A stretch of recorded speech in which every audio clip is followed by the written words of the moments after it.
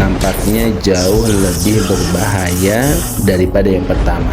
Awalnya halal, namun akhirnya adalah sesuatu yang diharamkan. Nah, inilah jebakan daripada fudulul kalam.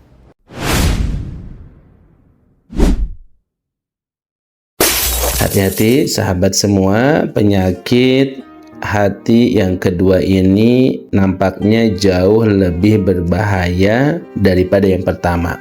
Kalau yang kemarin kita membuang sampah, maka hari ini kita membahas tentang dosis. Nama penyakitnya adalah fudulul kalam.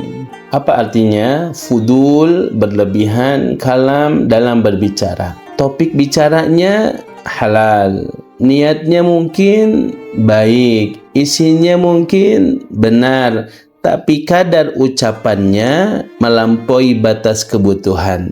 Ini yang harus kita khawatirkan. Maka coba kita perhatikan kaidah yang sangat emas dari Sayyidina Umar ibn al-Khattab radhiyallahu ta'ala anhu. Beliau berkata, man kathura kalamuhu kathura saqatuhu, wa man kathura saqatuhu kathurat dhunubuh, wa man kathura dhunubuh kanatin nar awla bihi wal iyadzu billah. Beliau berkata, barang siapa yang banyak bicaranya pasti banyak tergelincirnya, barang siapa yang banyak tergelincirnya pasti banyak dosanya, barang siapa yang banyak dosanya maka neraka adalah lebih pantas bagi dirinya. Perhatikan alurnya, banyak bicara, banyak salah. Banyak salah, banyak dosa. Banyak dosa akan terjerumus ke dalam neraka. Ini adalah efek domino yang sangat mematikan dan mengkhawatirkan. Hadirin yang dimuliakan oleh Allah, kenapa fudulul kalam menjadi berbahaya? Para ulama tazkiyatun nafs menjelaskan bahwa saat seseorang asyik berbicara panjang lebar, meskipun awalnya dia berbicara tentang sebuah fakta, maka setan akan masuk menyusup. Di tengah asyiknya cerita, kadang masuk berbagai macam bumbu-bumbu, sedikit mubalaghah atau melebih-lebihkan, atau sedikit berdusta agar cerita makin seru, atau bahkan sedikit membuka aib-aib orang. Awalnya halal, namun akhirnya adalah sesuatu yang diharamkan. Nah, inilah jebakan daripada fudulul kalam. Tapi ada satu pengecualian penting.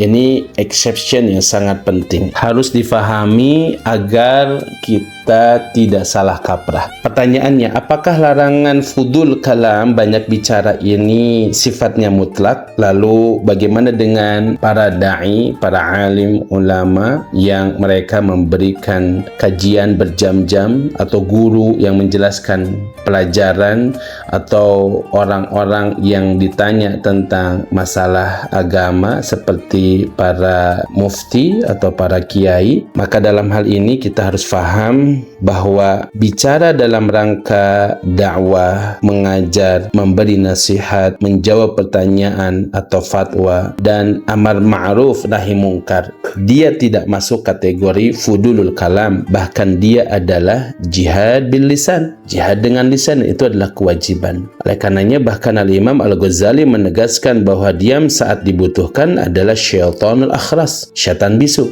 Kalau kita melihat kemungkaran atau kita ditanya tentang hukum Allah, maka haram hukumnya kita diam dengan alasan takut berbicara. Dan dalam hal ini bahkan Nabi Musa alaihissalam mengajarkan kepada kita doa agar saat berbicara menyampaikan kebenaran dilancarkan lisannya. Wahlul 'uqdatan min lisani yafqahu qawli. Maka ini ada pengecualian. Tapi ingat bahwa pengecualian ini pun harus diperhatikan. Bicara kita, wahai para da'i, harus karena Allah, bukan karena sekedar hobi ngomong. Dai yang tulus bicaranya panjang karena ingin memahamkan umat, bukan karena ingin didengar suaranya atau sekedar ingin dipuji karena kepandaiannya. Kalau bicara panjang ini karena ego, ya karena nafsu, maka itu kembali bisa menjadi penyakit. Tapi kalau betul-betul dia berbicara banyak ini karena nusratu dinillah, nusrah, menolong agama Allah, maka dia akan di ladang pahala yang sangat-sangat besar.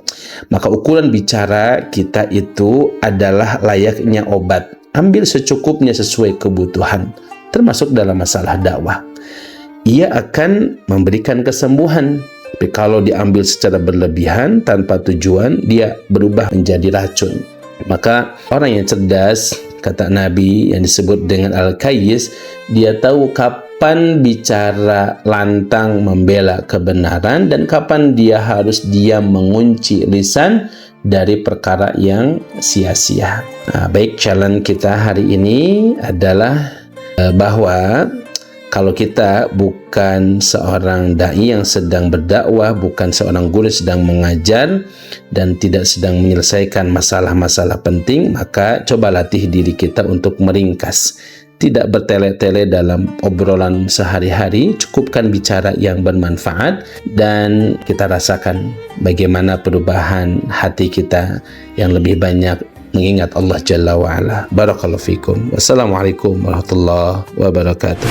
Ini adalah racun yang secara langsung bisa mematikan hati dan bisa mengundang murkanya Allah Subhanahu wa taala. Ia tidak lagi membenci apa yang Allah benci. Jangan ada kompromi dalam perkara ini.